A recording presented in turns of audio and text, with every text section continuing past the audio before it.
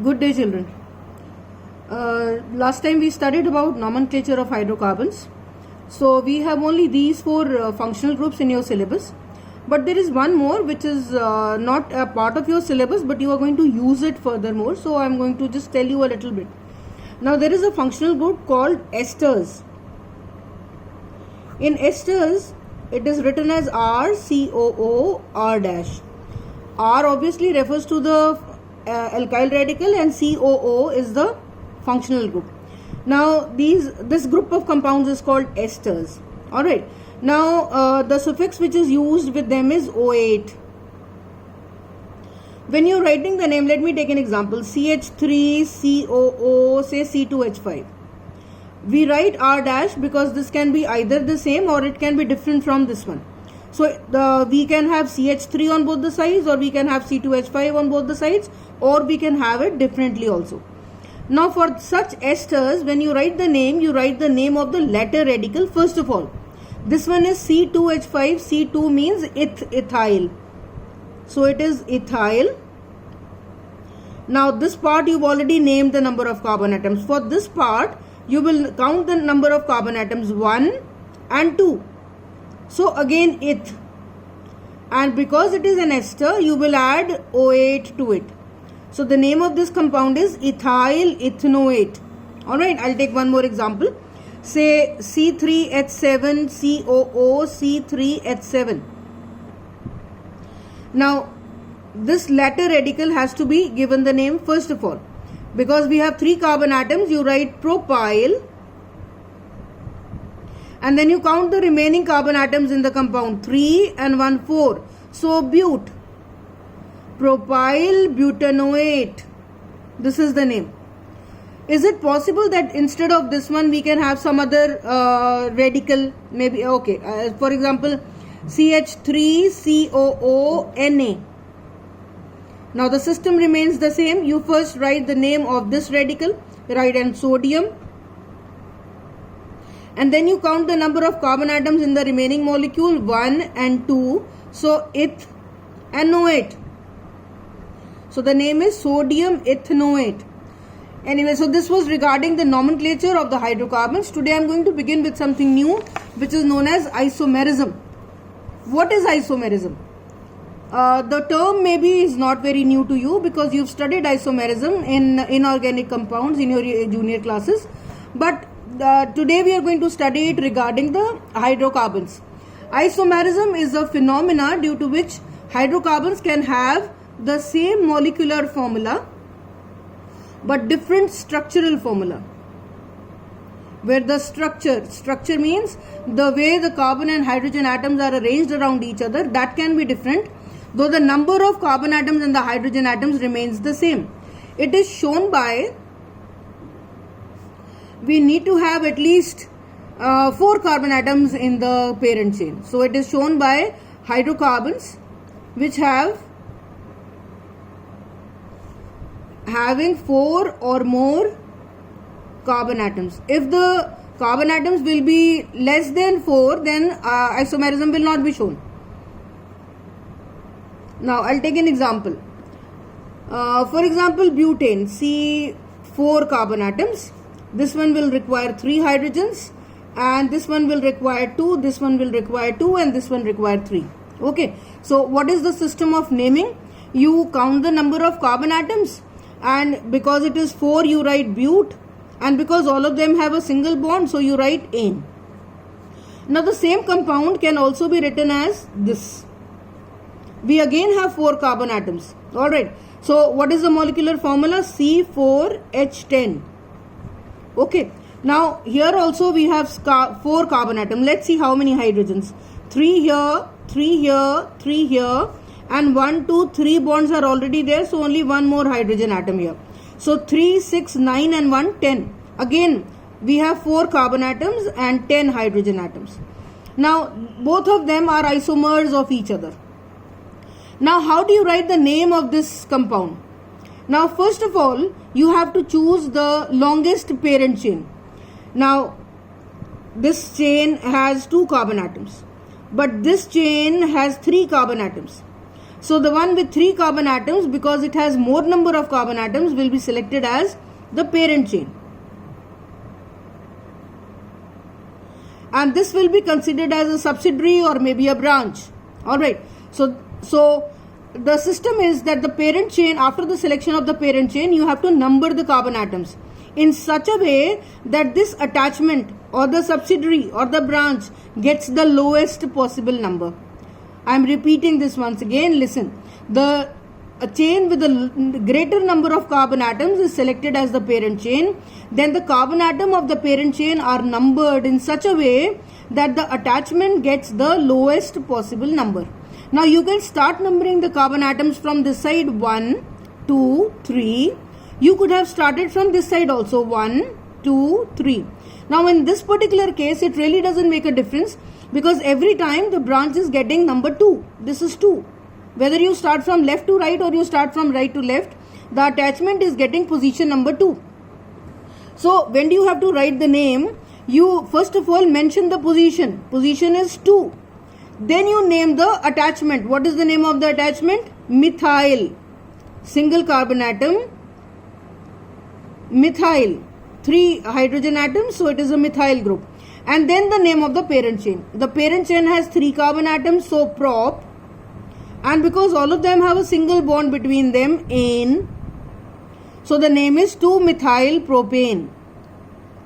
I hope you follow. So what is the system of naming such a compound? You first select the parent chain and then you number the carbon atoms of the parent chain, either starting from left to right or from right to left, in such a way that the attachment gets the lowest possible number. In this particular case, it doesn't matter whether you start from left or right, the position is getting number 2. So when you write the name, mention the position, mention the name of the attachment, and then mention the name of the parent chain. Now such an isomer, both of them are known as isomers of each other. Butane and 2-methyl propane are isomers of each other. Now here the parent chain has 4 carbon atoms. Here the parent chain has only 3 carbon atoms. One of them is only an attachment. So such an isomerism is known as chain isomerism, where the number of carbon atoms in the main chain are different. So depending upon this, the isomerism can be divided into 3 types. One is chain isomerism, second is position isomerism, and the third one is geometrical isomerism. So presently what we talked about is the chain isomerism. Position isomerism, I will come to it a little later. Let's take one more example of chain isomerism. I am talking about the isomers of pentane. Now as the name tells you, pent means 5 carbon atoms, ane means all of them attached with a single bond. These were the isomers of butane. Isomers of butane. So we have only 2 isomers of butane. Now by the way, these are the IUPAC names. What names I have given you, these are the IUPAC names. But they have some common names also. The common name of this compound is N-butane. N basically probably refers to normal. Normal means which does not have a chain. But then there is no logic. This is a common name. Common or trivial name which has no logic. It is just called like that. Now this one is known as isobutane. Maybe because it was an isomer of butane, but there is no logic behind it. There is no reason. I am telling you so that you may remember it. So the common name of 2-methyl propane is isobutane, and the common name of butane is N-butane. This is the common name. Now you will not apply your logics on the common names. Isomers of pentane. First one is of course 1, 2, 3, 4, 5. Attach the hydrogen atoms. This one will require 2, this one will require 2, this one will require 2. So what is the formula? C5H12. 3, 5, 7, 9, 12. So C5H12. Now simple, the name is 5 carbon atoms pent. All of them are tied with a single bond, so ane. So the name of the compound is pentane. Now the same structure can also be written as 1, 2, 3, 4, an attachment over here. Now this attachment could have been with this carbon atom also. Alright, I'll take that too. 1, 2, 3, 4, and the attachment can be this side also. Now the number of hydrogen atoms, this one will require 3. 1, 2, 3, this one will require only 4. Then 1 here and 1 here, this one will require 2, this one will require 3, and this one will also require 3. Similarly, CH3, CH2, CH, CH3 and CH3. Look at the 5 carbon atoms, 1, 2, 3, 4, 5, a total of 5 carbon atoms, and 3 3s are 6, 9, 10, 11 and 1, 12 hydrogen atoms. Here also we have 12 hydrogen atoms. How do you write the name of this compound? Again, select the parent chain. This is the parent chain because it has maximum number of carbon atoms. You will start numbering from this side so that the attachment gets the lower number. If you would have started from this side 1, 2, 3, then this attachment would have got number 3, which was wrong. So it is not a matter of choice. If a smaller number is possible to be given and if you are given a bigger number, then it is wrong. Alright, so 1, 2, 3 and this is 4. And in this case, when you started, you will have to start from this side so that the attachment again gets the smaller number. 1, 2, 3, 4. What have you done? You have just numbered the carbon atoms of the parent chain. Now, how do you write the name? Now, because the attachment is at position number 2, write down 2. Then you write the name of the attachment methyl. And then you write the name of the parent chain, 4 carbon atom bute. All of them held with a single bond, so ane. So the name of the compound is 2-methyl-butane. Now in this case also, because you are starting the numbering from this side, attachment gets number 2. So you write down 2. Name of the attachment is methyl. Parent chain has 4 carbon atoms. All of them held with a single bond to 2-methyl-butane. Do you notice that they are not different? They are the same. So these two will not be considered the isomers because they are just the same. That means this attachment of methyl radical may be either here or it may be here. They are the same structures. They have the same properties. So they are not isomers. These two are isomers. This is pentane. This is 2-methyl-butane. Now one more isomer of pentane is possible. We have to take a total of 5 carbon atoms.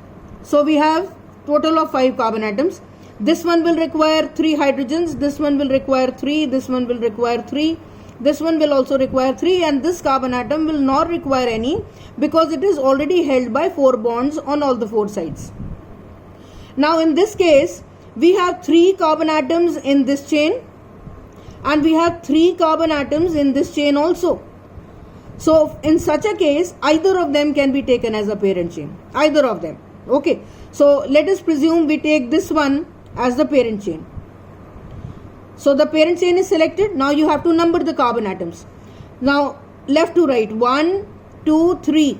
We could have started from right to left also, 1, 2, 3. Why it doesn't make a difference? Because at position number 2 only we have both the attachments. Both of them will be considered as attachments. How do you write the name of such a compound? If at position number 2 there are 2 attachments, you will write 2 times. 1 for this, so you write 2 for this attachment. Put a comma, again write 2 for the second attachment. Now both the positions are mentioned. Now you name the attachments. This one is known as methyl. This one is also known as methyl. So since both of them are methyl, you can call it dimethyl. 2, 2, these are the positions. These are the names of the attachments. 2, 2, dimethyl. Now come to the name of the parent chain. There are 3 carbon atoms. Write down prop. All of them held by a single bond. So write ane. So the name of the compound is 2,2-dimethyl propane. Now all these names which you have written, they are the IUPAC names. Alright, pentane, 2-methyl-butane and 2,2-dimethyl propane are the isomers of pentane. What is the common name of this? Just like butane, this one is known as N-pentane. This is 2-methyl-butane are also called isopentane. There is no logic behind it. There is no reason why it is so called.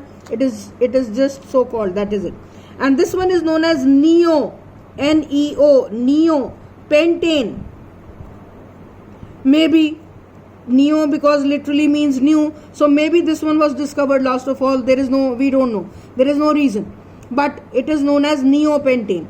So this was regarding the chain isomers. Okay, so we have the chain isomers of butane, we have the chain isomers of pentane. I will quickly tell you about the position isomers and then we will wind it off. Now position isomers means that the position of the something is different. Position isomerism. Let's take the example of, say, butene.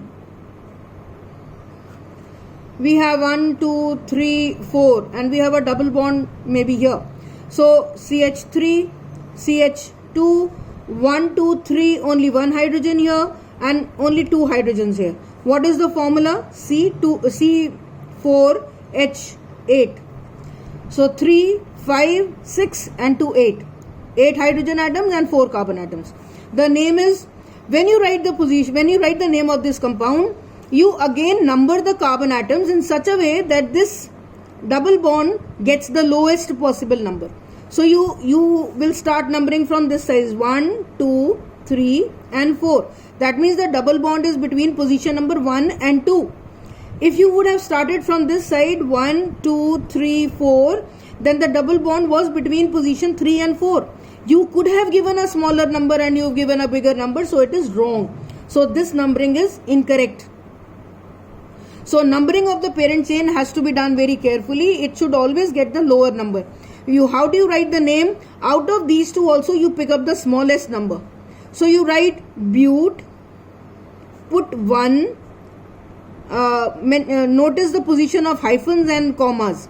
But -1-ene. That means 4 carbon atoms double bond at position number 1.